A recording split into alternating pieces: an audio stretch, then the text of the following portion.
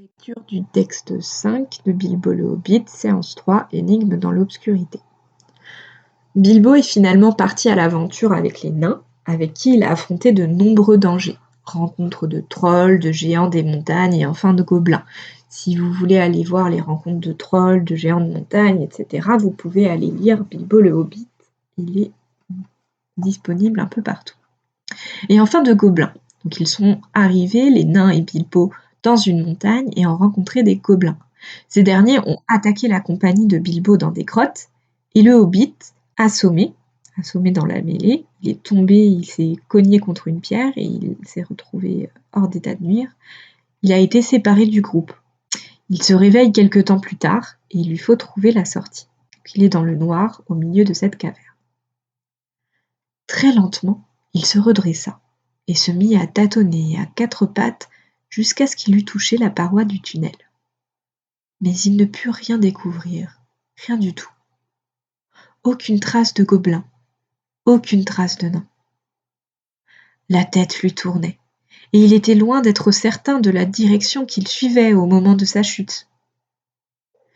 Il devina de son mieux et rampa un bon bout de chemin, jusqu'au moment où sa main rencontra soudain un objet qui lui parut être un minuscule anneau de métal froid, gisant sur le sol du tunnel. C'était un tournant de sa carrière, mais il n'en savait rien. Il mit l'anneau dans sa poche, presque machinalement. L'objet ne paraissait certes d'aucune utilité sur le moment. Il se releva donc et se mit à trotter, tenant sa petite épée devant lui et tâtant la paroi, tandis que son cœur battait la chamade. Je n'aurais tout de même pas aimé être à la place de M. Baggins. Le tunnel semblait n'avoir point de fin. Tout ce qu'il savait, c'est que ce tunnel continuait à descendre de façon assez constante, tout en conservant la même orientation en dépit de quelques serpentements et tournants. Je ne sais combien de temps il continua ainsi, détestant avancer, mais n'osant s'arrêter. Il continua, jusqu'à ce que sa fatigue devint presque de l'épuisement. Il avait l'impression d'avoir marché jusqu'au lendemain et par-delà le lendemain, jusqu'au jour suivant. Soudain, sans aucun signe préalable, il trotta, floc, dans l'eau. Brrr! Elle était d'un froid glacial. Il s'arrêta pile. Il ne savait pas si c'était simplement une flaque dans le chemin, le bord d'une rivière souterraine qui traversait le passage, ou la rive d'un lac noir et profond.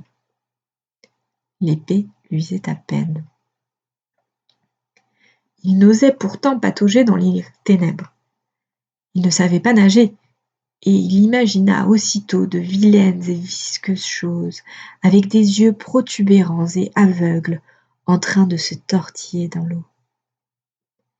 Il est d'étranges êtres qui vivent dans les mares et les lacs, au cœur des montagnes. Des poissons dont les ancêtres pénètrent à la nage, il y a Dieu sait combien d'années, et ne ressortirent jamais, tandis que leurs yeux devenaient de plus en plus grands à force de scruter les ténèbres. Et puis, il y a d'autres choses plus visqueuses que les poissons. Au plus profond de ces lieux, près de l'eau noire, vivait le vieux Gollum, une créature petite et visqueuse. Je ne sais d'où il était venu, j'ignore qui et ce qu'il était. C'était Gollum, aussi ténébreux que les ténèbres, à l'exception de deux grands yeux pâles et ronds dans son visage mince. Il avait une petite barque et il se promenait silencieusement sur le lac, car c'était bien un lac, large, profond et mortellement froid.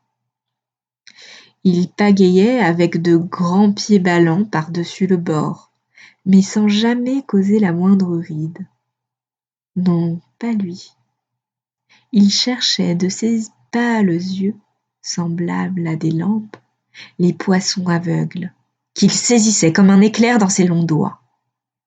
Il aimait aussi la viande. Il appréciait les gobelins quand il pouvait s'en procurer. Mais il prenait bien soin de ne jamais se laisser découvrir par eux. Il les étranglait simplement par derrière, si jamais ils approchaient seuls de la rive, tandis qu'ils rôdaient par là. Ils ne s'y hasardaient que très rarement, car ils avaient l'impression que quelque chose de très déplaisant était tapis là, en bas, au centre même de la montagne. En fait, Gollum vivait sur un îlot de rochers gluants au milieu du lac. À ce moment, il observait de loin Bilbo, avec ses yeux pâles, semblables à des télescopes. Le hobbit ne pouvait le voir, mais lui s'interrogeait énormément au sujet de Bilbo, car il voyait bien que ce n'était aucunement un gobelin. Gollum monta dans sa barque et partit comme un trait de son île, tandis que Bilbo était assis sur le bord, complètement démonté, au bout de sa route et de son rouleau. Soudain s'avança Gollum, qui chuchota d'une voix sifflante. « Par exemple, que je sois tout éclaboussé, mon trésor. À ce que je vois, voici un festin de choix, au moins un morceau savoureux. Gollum !» Et, en disant Gollum, il produisit dans sa gorge un horrible bruit de déglutition. Déglutition, c'est quand vous avalez votre salive. C'est de là que venait son nom, bien qu'il se nommât toujours lui-même Mon Trésor. Quand le sifflement atteignit ses oreilles, le hobbit crut jaillir de sa peau, et il vit soudain les yeux pâles braqués sur lui. « Qui êtes-vous » s'écria-t-il, brandissant devant lui son épée. « Qu'est-ce que c'est, mon trésor » chuchota Gollum, qui se parlait toujours à lui-même, n'ayant pas d'autre interlocuteur. C'était précisément ce qu'il était venu découvrir, car il n'avait pas vraiment faim à ce moment. Il était seulement curieux, sans quoi il aurait commencé par attraper pour chuchoter ensuite. « Je suis monsieur Bilbo Baggins. J'ai perdu mes nains, j'ai perdu le magicien, et je ne sais pas où je suis. Et je ne tiendrais pas à le savoir si seulement je pouvais sortir d'ici. » « Qu'est-ce qu'il a dans ses mains » dit Gollum, les yeux fixés sur l'épée qu'il n'aimait pas trop. « Une épée, une lame qui vient de Gondolin » dit Gollum, qui se fit très poli. Il se fait très poli parce qu'il a peur de l'épée. « Peut-être que tu restes là à bavarder avec ça un peu, mon trésor. Ça aime peut-être les énigmes, peut-être, oui. » Il désirait paraître amical, en tout cas pour le moment, et jusqu'à ce qu'il en eût découvert plus long sur l'épée et sur le hobbit. S'il était vraiment tout seul et s'il était bon à manger, au cas où lui, Gollum, aurait vraiment faim. Les énigmes étaient tout ce qui se présentait à son esprit.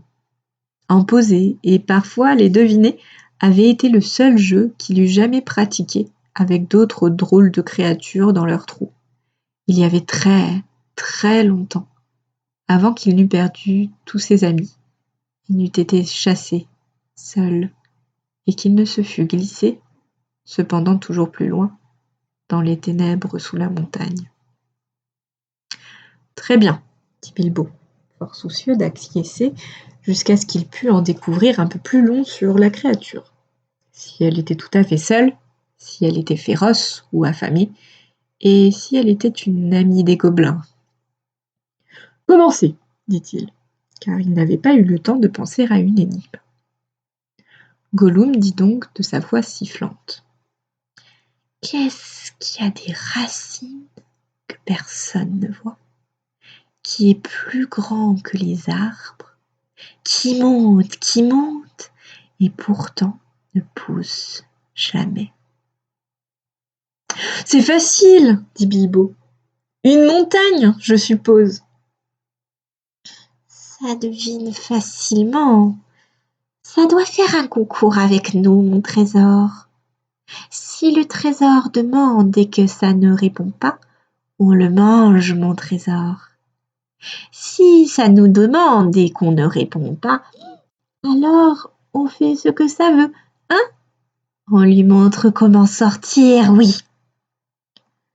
Très bien, dit Bilbo, n'osant pas marquer de désaccord et se creusant évidemment la cervelle pour penser à des énigmes capables de le préserver d'être mangé.